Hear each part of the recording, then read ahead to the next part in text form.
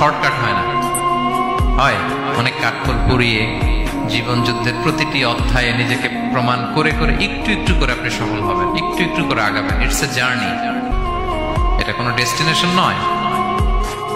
এবং সফল হওয়ার পথ পরিক্রমায় কোনো লিফট নেই, সিঁড়ি বেয়ে উপরে উঠতে হয়।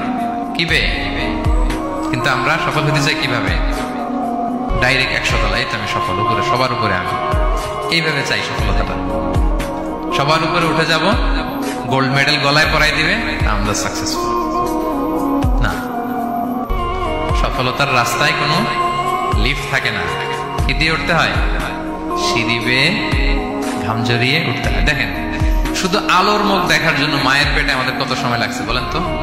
জাস্ট একটু লাইট, হ্যাঁ 9 মাস 10 মাস সময় লাগছে শুধু একটু আলো দেখবো আমরা। একটু আলোর মুখ দেখার জন্য আমার লাগছে 9 মাস।